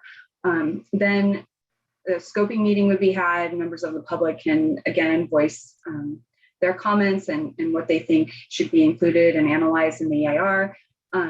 The draft EIR would then be prepared, including all of those comments received through the notice of preparation and the scoping meeting. Once the draft EIR is prepared, it's released for public and agency review for 45 days, generally. So comments would then be received from agencies and the public. And a final EIR would then be prepared that includes responses to those comments received and any changes to the draft EIR that result from those comments. So that would be an errata section. Those responses are then reviewed by commenting agencies, and then the whole package goes before Planning Commission, City Council for public hearings and a decision on the project. If everything has been fully analyzed and looks good, then the EIR would be certified and generally the project then approved. Once that happens, then the city would file a notice of determination, which limits the statute of limitations, which generally would be 180 days down to 30 days for any challenge to the project. Okay, so normally there is one round of public review and comment on the draft EIR, but sometimes if there's significant new information that's been added after it's been circulated the first time, but before it's certified, then the EIR is recirculated and encompasses that additional information. So sometimes the project description changes, something gets added on that wasn't in that initial analysis. If that's significant new information, then that EIR would be released for another round of public review so that the public gets a full sense of what the project actually entails. Another thing to discuss in an EIR that's not necessarily in an MND are alternatives. So an EIR is required to identify and analyze feasible alternatives to the project that reduce the project's significant impacts. So an alternative doesn't have to be, the alternatives that are selected have to be feasible, and they have to be tied to the significant impact, try to look at those significant impacts and reduce them. So the city would be required to look at a reasonable range. Generally, you're required to look at a no project alternative. Is that the only alternative to be considered to a project? Probably not. You need to look at as many as is reasonable. I like to see, at least 3, but it depends on what fits that particular project. There may be alternatives that are considered kind of brainstorming alternatives, but they're rejected without full analysis. So an EIR would include a discussion of those alternatives and why they were rejected without full analysis. The alternatives that are actually carried forward and are analyzed, it's not in as much detail as the project is analyzed, but you would need enough to be able to compare the impacts of the project with the alternatives.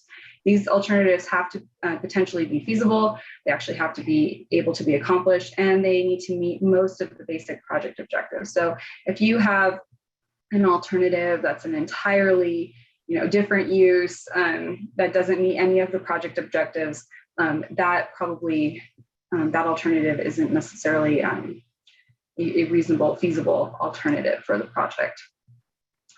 So when analyzing alternatives, the city has to provide written CEQA findings, and alternatives can be rejected on one or more of these grounds. One, it's infeasible.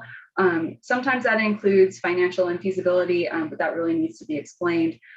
Sometimes an alternative doesn't comport with, the general plan policies. That is an infeasible alternative. The alternative fails to reduce one or more of the project's significant and unavoidable impacts. So if a project has a significant and unavoidable impact on air quality or GHG, and the project or the alternative may reduce that impact, but it doesn't avoid it and doesn't reduce it down to less than significant, it could still be rejected because you still would have a significant and unavoidable impact there. Also, that it fails to meet most of the basic project objectives. So it can meet some, if an alternative meets some, that's potentially a feasible alternative, but if it fails to meet most of them, you can also make that finding. So once the impacts are analyzed, it comes down to the time to make a decision on the project. So in an exempt project, if that's approved via resolution, make those written findings as to why the project's exempt. Especially with the infill exemption, include the 5 specific impact related findings, kind of go through them and why none of them, why there are no impacts in any of those areas. And then afterwards, file your notice of exemption. That would limit your statute of limitations on the project from 180 down to 35 days. And so that notice of exemption is filed within 5 days of approval of the project with the county clerk and with OPR generally. For negative declaration, the order would be to adopt your negative declaration or MND before approval of the project. And so this can all be done at the same time, but it's helpful to specify in your agenda and in how the order of these approvals. So the MND would be adopted first. You would adopt your mitigation, monitoring, and reporting program with approval of the MND. So that MMRP is kind of lays out all of the mitigation measures, how they would be enforced, timing, all of that. So that needs to go along with your MND. And then you would file your notice of determination after approval of the project.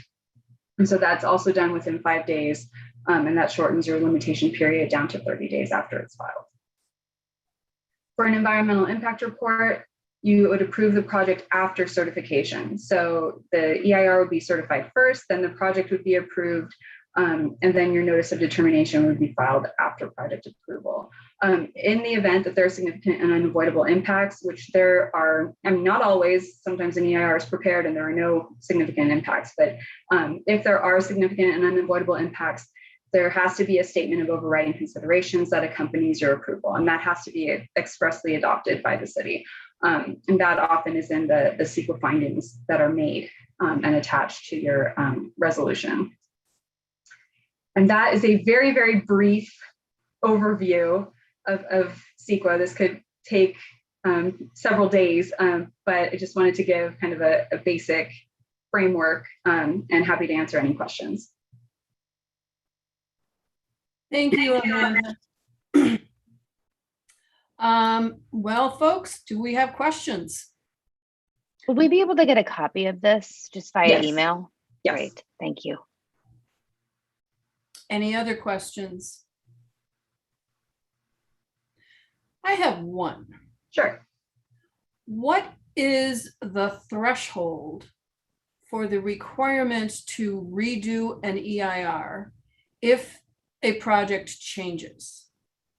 In other words, a project, becomes twice as big. It, fundamentally changes its primary purpose. What are the thresholds that would require a redo of the EIR? And so this is all before the EIR is certified or after? After. Okay, so if you've already done an EIR and that's certified, then that environmental, and no one challenges it, and their statute of limitations has expired, then that EIR is presumed valid for CEQA. So the first trigger would be, is there any subsequent approval needed? So if you can go out and build, whatever, however the project is changing, if you can build it with no new discretionary approvals, if the city doesn't have to take any subsequent action, then you don't have to do a whole new analysis. But if you do have to take some sort of subsequent action, if you need to do like a new site plan review or a new, some sort of new discretionary approval to approve the changes to the project, then you would look at the previous EIR and say, okay, there's a test, it's in section 15162 of the CEQA guidelines, as to what kind of subsequent review is going to be needed. If it's just really minor changes and all of the impacts have already been adequately analyzed, you could do an addendum. But if there's some significant changes in the project, if you have any new significant impacts, if you need new mitigation measures, if the circumstances surrounding the project have substantially changed, I mean, those are the types of things that would require a subsequent EIR. And you're not really reopening, you're not really starting from scratch there. You're looking at what are the changes in this project compared to what was already approved, and what are those changes significant? Thank you. Are there any other questions? Okay, if not, then let's move on. Right, thank you very much. Thank you, Amanda. That brings us to item 12, unfinished business. There is none. Item 13, excluded consent calendar. There is none. Item 14, items from staff. The planning manager's update. Ms. Alkire. I think that Ms. Eason is actually here and wanted to give the update. Were you going to give the update, Robin? Yes. Hi, everyone. Hi. It's been a little while. Thank you. Yeah, I just wanted to give a quick update as to what's coming up in the next couple meetings. So for the October 21st meeting, we have right now at least a subdivision project at 1200 North Orange Grove Avenue. We have a 5-story 10-unit apartment building at 8615 West Knoll Drive. We have a development agreement amendment to extend the terms at 9001 Santa Monica Boulevard. And then we have an EIR, comments only, at 8850 Sunset Boulevard. And then for the November 4th meeting, we have the item that was continued tonight, 9165 to 9167 Sunset Boulevard, a billboard, another billboard, 8730 Sunset Boulevard, and then a development permit amendment, 8746 Sunset Boulevard. That's it. Action packed. Okay. Then let's move on to item 15, public comment. David. Thank you, Chair. I received no public comments for this general item. If there is anybody left on the platform with us that would like to speak, just star 9 for me real quick, and we'll give you 3 minutes to make your statement. And Chair, it looks like we are all clear for this item. Excellent. That leads us to item 16, item 16A, commissioner comments. And let's just mash it up with 16B, subcommittee management. Are there any takers? No takers. Well, I had one question. Sorry. About long-range planning, if that was happening this month. That was my question. Subcommittee, I should say. No, there will be no subcommittee for long-range planning. Thank you. When is our next scheduled SASE meeting? It is December 9th. Okay, I'm gonna add that to my calendar. Thank you. So there is no November SASE. There is no November SASE. It's occurring on a holiday, Veterans Day. Oh, I should know that. Thank you. It's the day after my birthday. I always had a guaranteed recovery day after my birthday. So. Okay. Well, if there's no other commissioner comments, I will hereby adjourn this meeting to our next regularly scheduled meeting of Thursday, October 21st at 6:30 p.m. Be safe out there, everybody. Have a good week. Nice to see you all. Take care. Thank you. Night.